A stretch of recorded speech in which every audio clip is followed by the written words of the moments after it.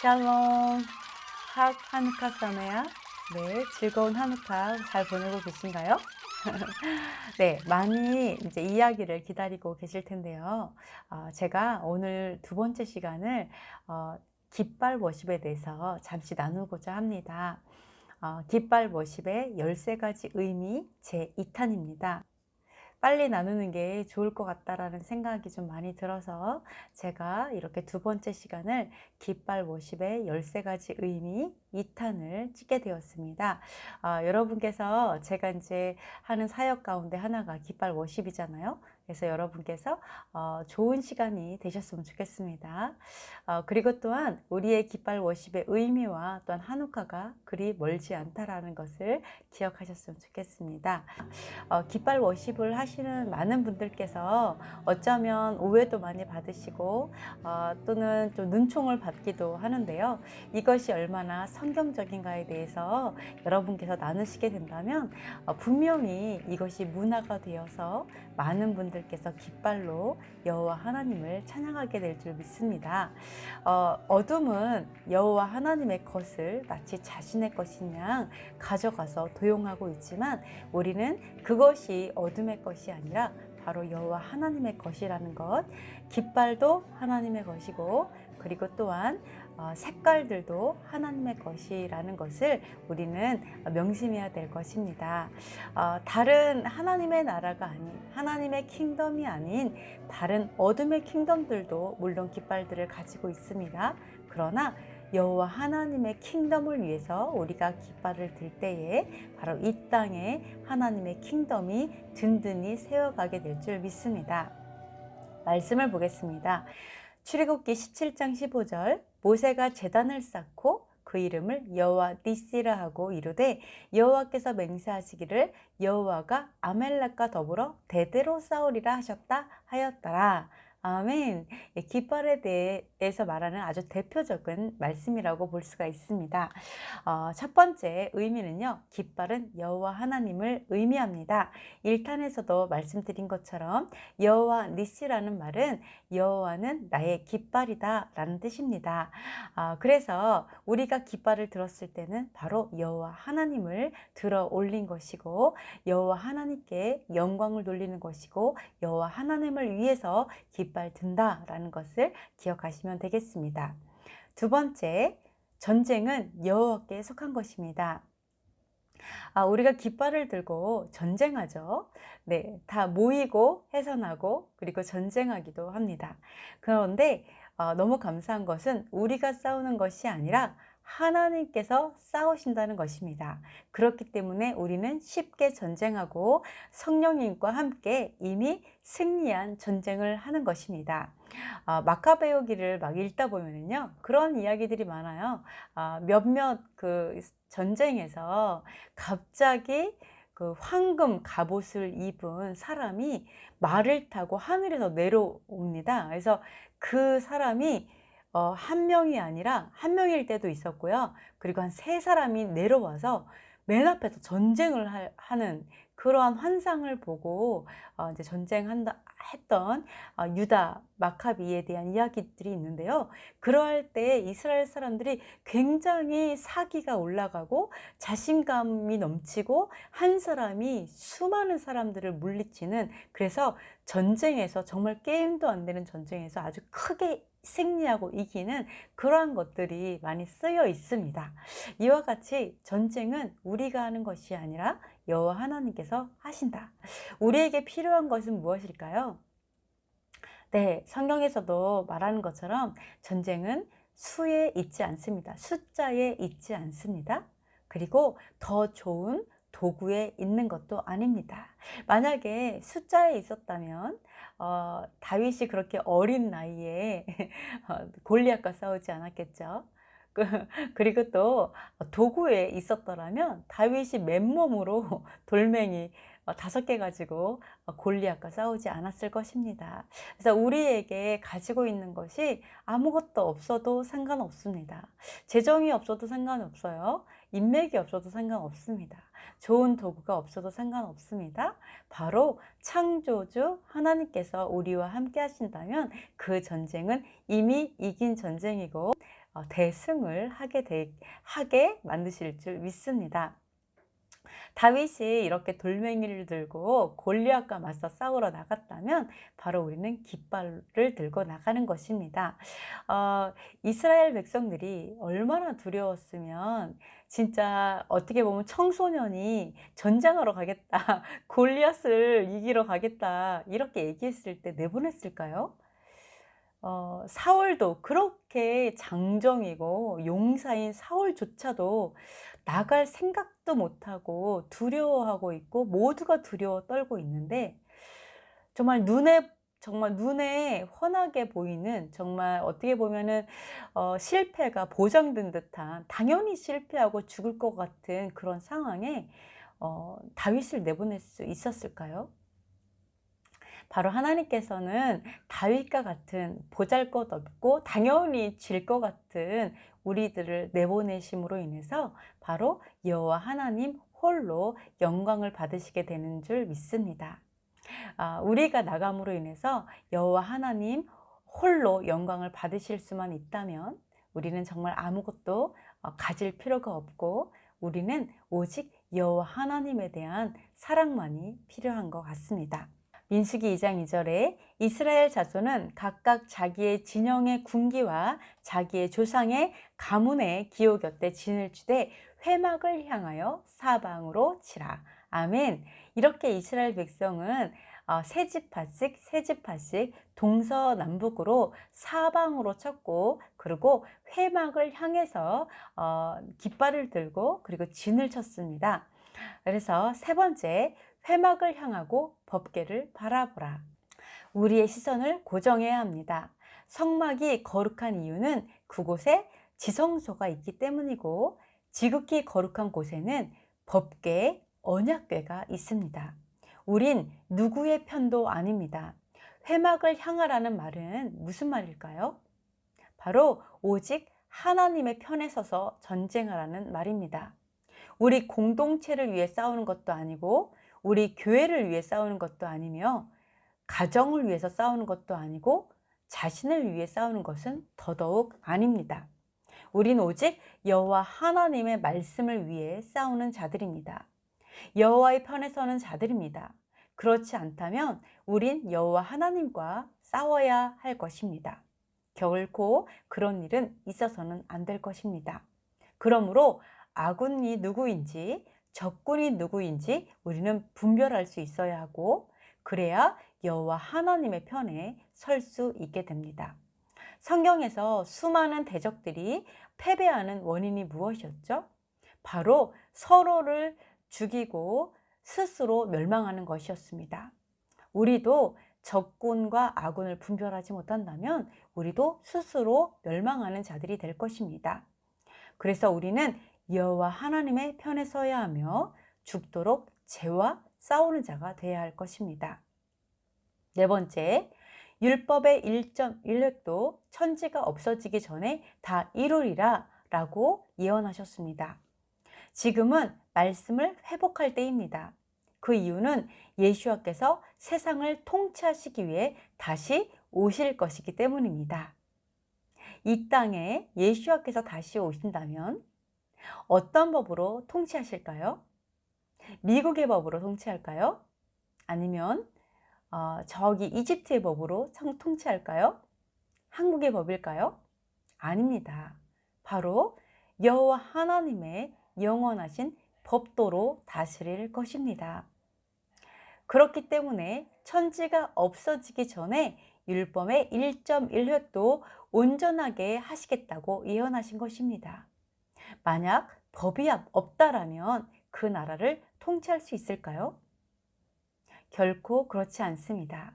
나라를 세우기 위해서 여호와 하나님께서 법도를 주시고 이스라엘 나라를 준비하신 것처럼 바로 여호와 하나님의 나라도 법도로 운영되는 것입니다. 우리는 이와 같이 말씀이 온전하게 성취되는 시대를 살고 있습니다. 그러므로 우린 말씀의 회복을 위해 깃발을 들어야 하며 그것이 다시 오실 예수와의 킹덤을 준비하는 것입니다. 바로 세례 요한이 예수와의 오실 길을 준비한 것처럼 바로 저와 여러분은 예수와의 다시 오실 길을 준비하는 바로 예배자들이 되어야 할 것입니다. 깃발의 어원을 보겠습니다. 깃발의 어원은 바로 니시의 어원이 네스입니다. 히브리어로 네스인데요. 기 또는 돛, 함축적으로 깃대, 일반적으로 신호, 성경적으로 표, 증거, 기치, 군기, 장대, 돛, 표시, 표준 이런 뜻이 있습니다.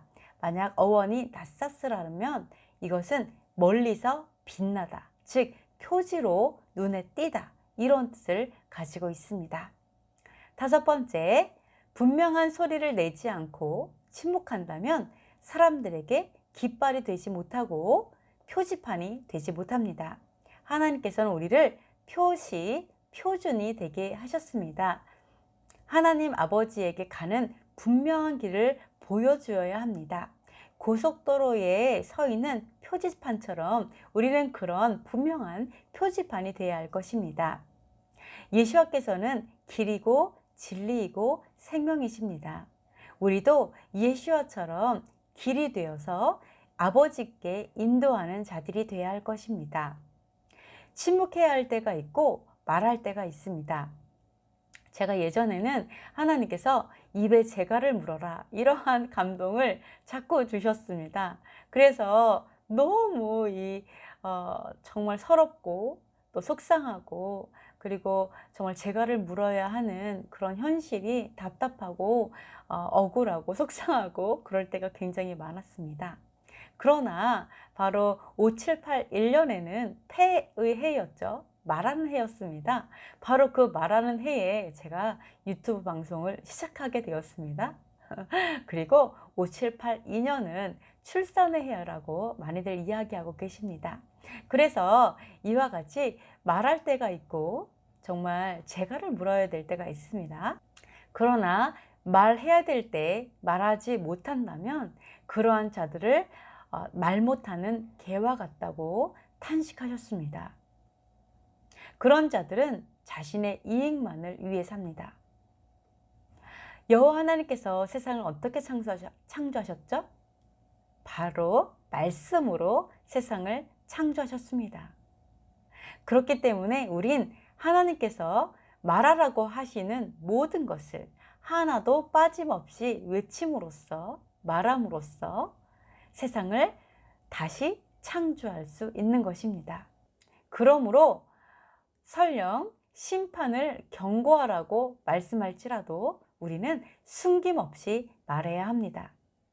그날에 말 못하는 개와 같다는 책망을 듣기 원하지 않는다면 우리에게 불이익이 될지라도 우리는 외쳐야 합니다. 코로나 때문에 우리들의 입에 마스크를 씌웠을지라도 우리가 말하는 것을 막을 수 없습니다. 우리가 하나님의 뜻대로 선포하는 것을 바로 세상은 우리를 두려움으로 억압할 수 없습니다. 여러분께서도 하나님께서 말하라고 하실 때 담대하게 나의 이익에 손해가 될지라도 말하시는, 세상을 창조하시는, 킹덤을 세우시는 저와 여러분이 되셨으면 좋겠습니다. 이스라엘의 파수꾼들은 맹인이요 다 무지하며 벙어리 개들이라. 짖지 못하며 다 꿈꾸는 자들이요 누워있는 자들이요 잠자기를 좋아하는 자들이니 이 개들은 탐욕이 심하여 족한 줄을 알지 못하는 자들이요 그들은 몰지각한 목자들이라. 다 제 길을 돌아가며 사람마다 자기 이익만 추구하며. 아멘. 여러분은 벙어리 개라고 생각하지 않습니다. 또한 깨닫지 못하는 몰지각한 목자들이 아닙니다. 여러분께서 결단하고 말씀을 옳은 걸 옳다라고 선포하기 시작할 때에 이 세상은 바뀌게 될 것입니다. 여섯 번째, 깃발은 죄를 이기는 거룩함을 위해서 듭니다. 죄를 이기는 거룩함은 기적을 가져옵니다. 하나님이 오사 너희를 구하시리라 하라. 그때에 맹인의 눈이 밝을 것이며 못 듣는 사람의 귀가 열릴 것이며 그때에 저는 자는 사슴같이 뛸 것이며 말 못하는 자의 혀는 노래하리니 이는 광야에서 물이 솟겠고 사막에서 시내가 흐를 것임이라. 뜨거운 사막이 변하여 못이 될 것이며 메마른 땅이 변하여 원천이 될 것이며 식량의 눕던 곳에 풀과 갈대와 부들이 날 것이며 거기에 대로가 있어 그 길을 거룩한 길이라 일컫는 바 되리니 깨끗하지 못한 자는 지나가지 못하겠고 오직 구속함을 입은 자들을 위하여 있게 될 것이라. 우매한 행위는 그 길로 다니지 못할 것이며. 아멘. 이와 같이 거룩함으로 정말 예수와의 다시 오실 길을 예비하시기를 바랍니다. 깃발 네스의 어원을 찾아보면 영어로 미라클, 원더 등이 나옵니다. 즉 예수와께서 이 땅에서 하신 모든 기름 부음의 사역들, 기적들, 표적들, 즉 눈먼 자를 보게 하고 앉은 뱅이를 걷게 하고 기머거리를 듣게 하고 죽은 자를 살리고 병든 자를 고치시고 귀신을 쫓아내셨던 그 모든 기적들은 표적이며 승리입니다. 이러한 기적들은 그냥 일어났던 것이 아니라 죄가 사하지고 그곳에 거룩함으로 온전해질 때에 우리에게 킹덤이 임함으로 창조의 원형이 회복된 것입니다. 여러분께서 말씀을 선포하고 거룩함을 위해 싸우고 죄와 피 흘리기까지 전쟁하는 깃발 예배자가 될 때에 그때에 창조의 원형이 회복되고 킹덤이 임함으로 인해서 기적이 일어나는 자리가 될 줄 믿습니다. 7번째, 우리에게 기름 부으시는 이유는 영혼들을 자유케 하기 위함입니다. 즉 죄의 멍에로부터 자유케 하는 것입니다. 사단에게 빼앗긴 우리의 권리를 되찾게 함으로 자유케 하는 것입니다. 깃발 예배자들은 영원한 아말렉, 죄와 싸우는 자들입니다. 죄로부터 자유케 하는 사역이 바로 미라클, 기적이며 표적이며 깃발입니다. 그러므로 깃발은 여호와를 경외하는 영을 공동체 가운데 풀어놓습니다. 그 뜻은 죄를 두려워하는 마음을 풀어놓는 것입니다. 거룩하게 살기를 결단하게 하는 경건의 기름 부으심을 공동체에 흘러보내는 것입니다. 그래서 주를 경외하는 자에게 깃발을 주시고 진리를 위하여 달게 하시는 것입니다. 아멘. 주 여호와의 영이 내게 내리셨으니 이는 여호와께서 내게 기름을 부으사 가난한 자에게 아름다운 소식을 전하게 하려 하심이라. 나를 보내사 마음이 상한 자를 고치며 포로된 자에게 자유를, 갇힌 자에게 노임을 선포하며. 아멘. 자유를 가지고 다니시며 자유를 선포하시며 모든 묶인 자들의 결박을 푸시는 깃발 예배자가 되시기를 축원합니다. 8번째, 우리의 기수는 여호와 하나님이십니다. 내가 깃발을 드는 것 같지만 여호와께서 이미 깃발을 들고 계시고 우리는 정렬되면 됩니다. 기수는 저도 아니고 여러분도 아닙니다. 바로 여호와 하나님이십니다. 주님께서 우리를 세우시고 우리는 깃발을 흔드는 것입니다. 그러므로 우리가 하나님 편에 설 때 주님은 우리를 세우십니다. 하나님을 위해서가 아닌 자기 자신을 위해서나 아니면 자신의 공동체를 위해서 깃발을 든다면 하나님께서는 그 깃발을 다른 깃발로 바꾸실 것입니다. 그러므로 우리가 여호와 하나님을 위해서 깃발을 드는 것이 중요합니다. 또 그가 기치를 세우시고 먼 나라들을 불러 땅끝에서부터 자기에게로 오게 하실 것이라. 아멘. 여러분이 여호와를 위해서 깃발을 드실 때에 땅끝에서부터 자신의 백성을 불러 모으실 것입니다. 주 여호와가 이같이 이르노라. 내가 문나라를 향하여 나의 손을 들고 민족들을 향하여 나의 기치를 세울 것이라. 아멘. 그러면서 뒤에 나를 여호와인 줄을 알리라. 아멘. 이렇게 말씀하고 있습니다. 9번째, 예수와께서 깃발이십니다. 그날에 이새의 뿌리에서 한 싹이 나서 만민의 기치로 설 것이요 열방이 그에게로 돌아오리니 그가 거한 곳이 영화로우리라. 아멘. 예수와께서 만민의 기치로 선다라고 말씀하십니다. 즉 만민을 위한 깃발이십니다. 깃발은 예수와 자체를 의미합니다. 예수와의 삶이 깃발이 된 것처럼 우리도 예수와처럼 생각하고 예수와처럼 먹고 예수와처럼 마시고 예수와처럼 살고 죽어야 할 것입니다. 그것이 예수와의 신부들로서 깃발된 삶입니다. 예수와께서는 결국 영적 제사장으로서의 삶을 사셨습니다. 사는 것도 예수와 구원, 죽는 것도 구원, 그것이 하나님께 도달하는 방법입니다. 네, 바로 삶이 답입니다. 그래서 메시아의 이름도 예수와 구원인 것입니다. 여러분께서 바로 오늘 어떻게 살았느냐가 마지막 시험에 준비되느냐 안 되느냐를 결정할 수 있습니다. 그러므로 매일매일 정말 주님께 순종하며 살아가는 삶을 사시는 승리하는 여러분이 되셨으면 좋겠습니다. 10번째, 깃발은 승리와 심판의 두 가지 의미를 가지고 있습니다.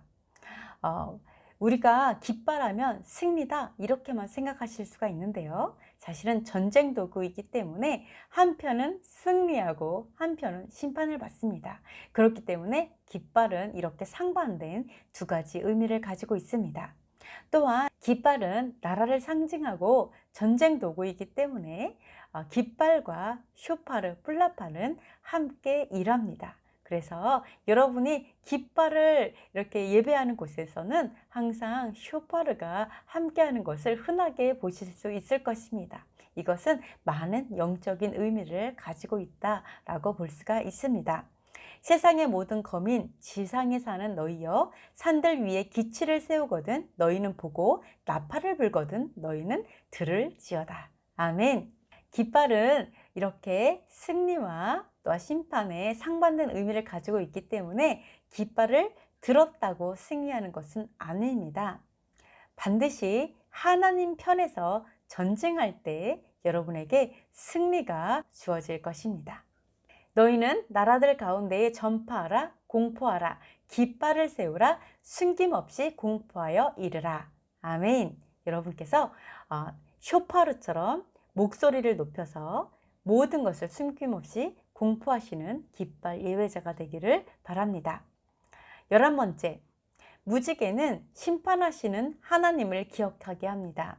무지개 언약은 다시는 심판하지 않으시겠다는 괜히 심판했다, 심판한 것을 후회한다, 이러한 것을 의미하는 것이 아니라 사실은 심판을 끝까지 미루시겠다는, 세상이 끝날 때까지 미루시겠다는 사랑과 긍휼을 나타내고 있습니다. 노아의 심판이 얼마나 두려웠으면 니므롯이 하늘에 닿게 하자고 바벨탑을 쌓았을까요?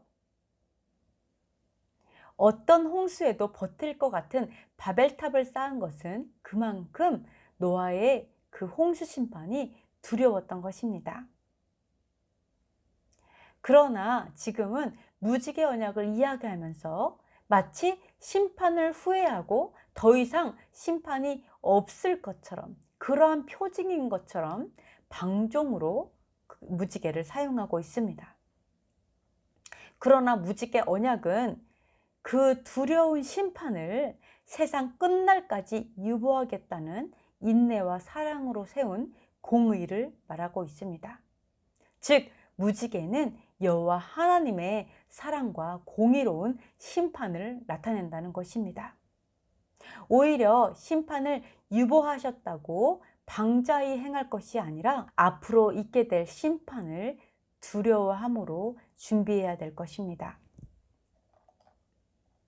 저는 개인적인 경험으로 무지개를 통해서 언약을 기뻐하신 하나님을 경험한 적이 있습니다. 여러분께서도 영상으로 보신 적이 있겠지만 정말 무더운 날 제가 무지개 그 깃발에 대해서 4분 영상을 찍었는데 한 1분 정도 지나니까 이쪽과 이쪽 양쪽 끝에서 뭐가 이렇게 흐릿하게 올라오는 거예요. 그죠? 그러면서 3분 만에 이게 점점 이렇게 되더니 무지개가 완전 연결이 되었습니다. 네. 그러면서 완전 연결된 상태에서 이 동영상이 맞춰졌어요.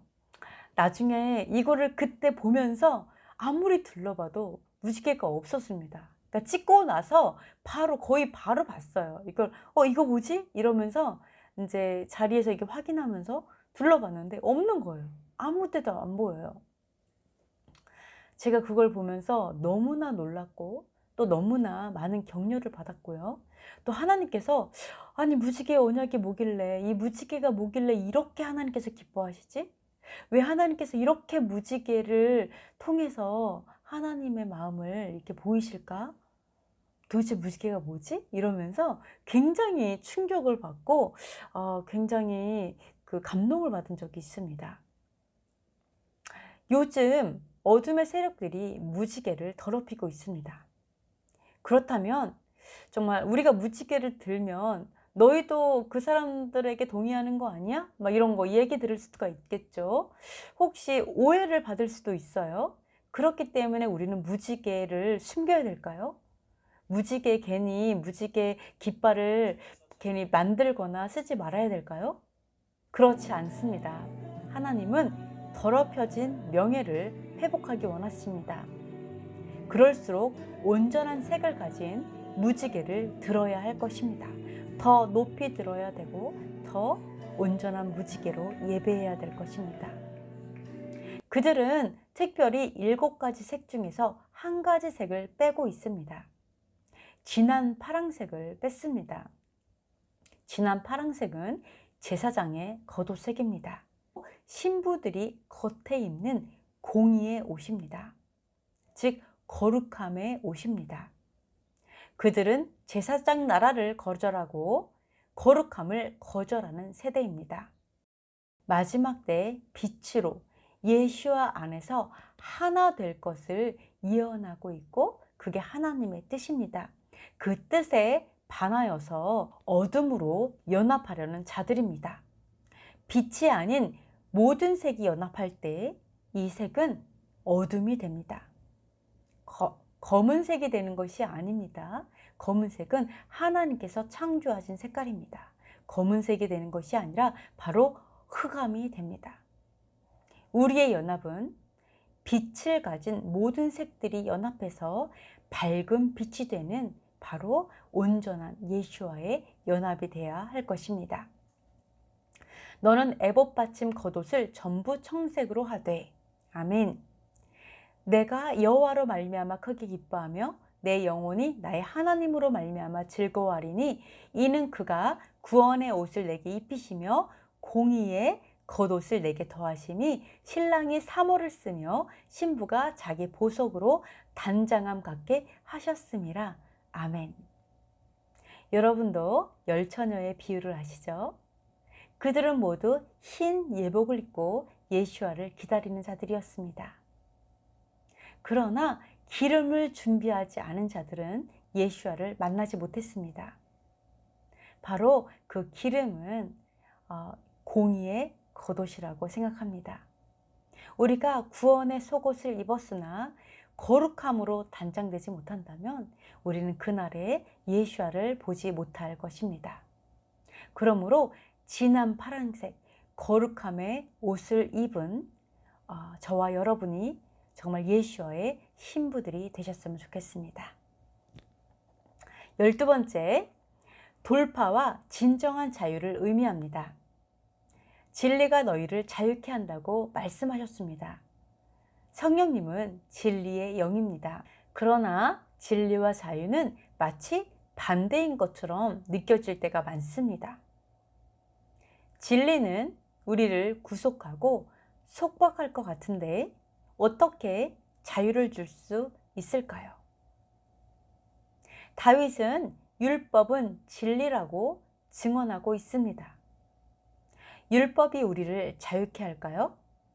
아니면 우리를 종으로 삼을까요? 십계명에 하나님의 이름을 망령되이 일컫지 말라고 말씀하고 있습니다.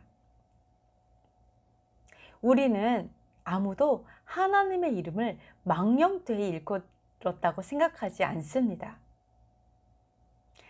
말씀은 하나님이십니다. 율법도 말씀이고 진리입니다. 그러나 우리들은 너무나 쉽게 율법은 저주라고 말하고 있습니다. 율법은 히브리어로 토라입니다.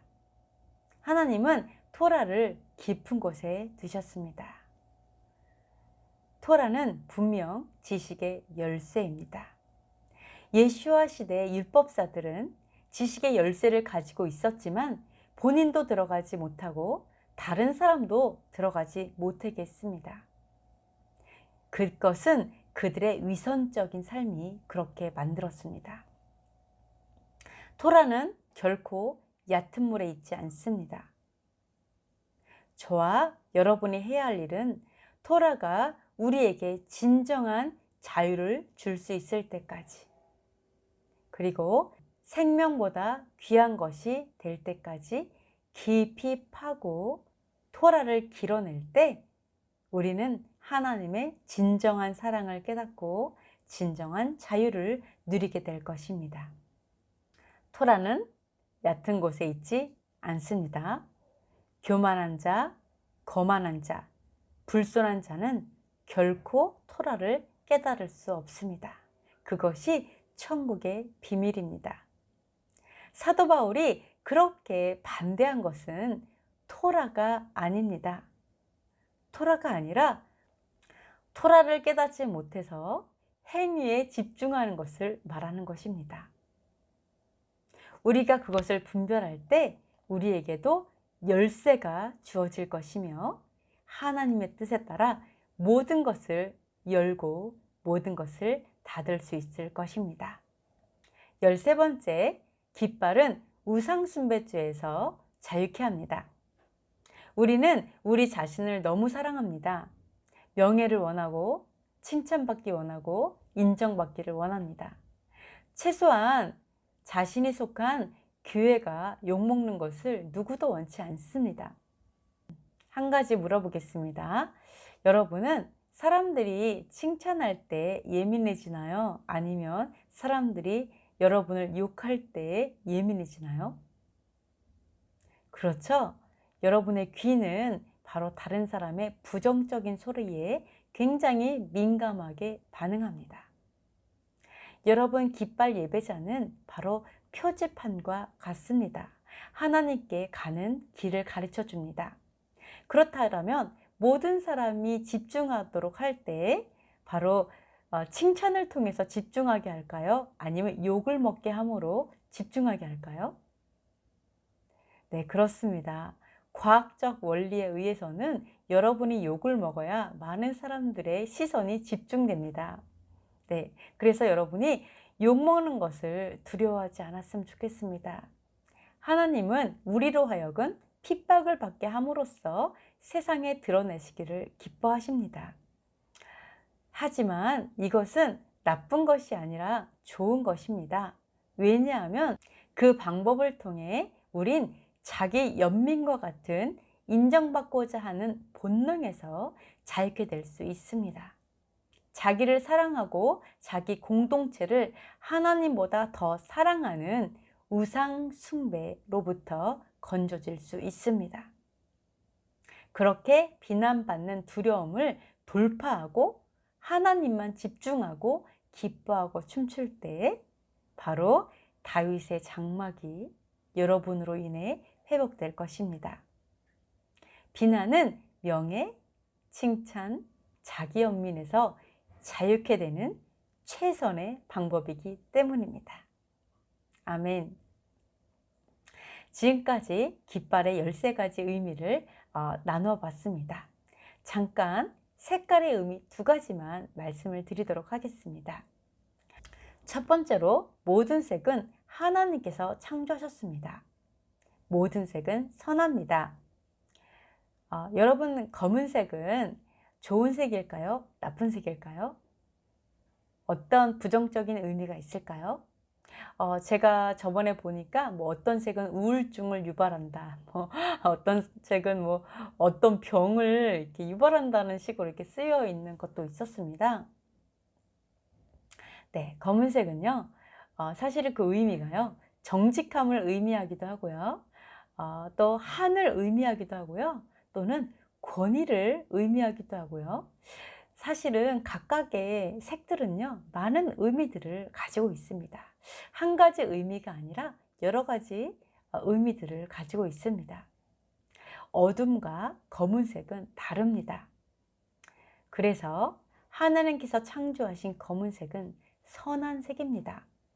어떠한 색도 악한 색은 없습니다. 모든 색은 선합니다. 그래서 여러분께서 모든 색 가운데 자유하셨으면 좋겠습니다. 그래서 자유하게 색깔들을 사용하셨으면 좋겠고요. 두 번째로는요, 제가 깃발을 염색할 때는 또 무지개도 마찬가지고요. 여러 가지 색깔로 염색하잖아요. 이 여러 가지 색으로 예배하고 사역함으로 인해서 그 공간에 잠자고 있는 색들을 깨울 수가 있습니다. 제가 어떤 아름다운 분을 보았습니다. 그분은 아주 밝고 명랑하게 웃고 있었습니다. 근데 어떠한 감동이 왔었냐면 두 사람은 더 밝게 웃을 수 있었다. 이렇게 말씀하셨습니다. 저는 그거를 보면서 또 어떠한 마음을 주셨냐면 살면서 정죄, 비난, 억압, 죄책감 이러한 상처들, 비난의 말들, 정죄의 말들로 인해 갖고 살면서 계속해서 자신의 색깔을 잃어버린다라는 감동을 주셨습니다. 사람은 태어날 때부터 여러 가지 색깔을 하나님께서 주십니다. 이거는 은사이기도 하고요. 개성이기도 하고요. 선물들입니다. 그런데 우리가 그러한 비난의 말들로 인해서 정죄하고 세상의 그런 잘못된 가치관 때문에 이 색깔들을 다 잃어버리는 거예요. 그래서 어떻게 되냐면 나중에는 자기 생각조차도 마음대로 표현할 수 없는 사람이 되고 자기의 감정을 꽁꽁 숨기고 감정도 표현하지 못하는 사람이 되는 것입니다. 자기 의견도 말하지 못하고요. 그래서 어떠한 감동을 주셨냐면 그 공간 안에 여러 가지 색깔로 예배하고 그런 여러 가지 색깔을 나타낼 때 그 사람들에게 억눌려 있던 그 색깔들을 깨우게 된다라고 말씀하셨습니다. 그 색깔들이 깨어나기 시작할 때 그 색깔을 하나하나 회복할 때마다 그 사람은 점점 더 자유해지게 되고 자신의 창조의 원형을 회복하게 된다. 이렇게 감동을 주셨습니다. 그래서 여러분께서도 이렇게 색깔에서 자유하시면서 여러 가지 색깔을 통해서 여러분이 계신 그 공동체 안에 공간 안에 많은 사람들을 다시 깨우고 그들에게 자유를 주고 멍에를 풀어주는 그런 사역자가 되시기를 축복합니다. 오늘은 여기까지 하도록 하겠습니다. 좀 길으셨지만 재밌고 즐거우셨나요? 네, 그러면 다음 시간에 또 뵙도록 하겠습니다. 샬롬.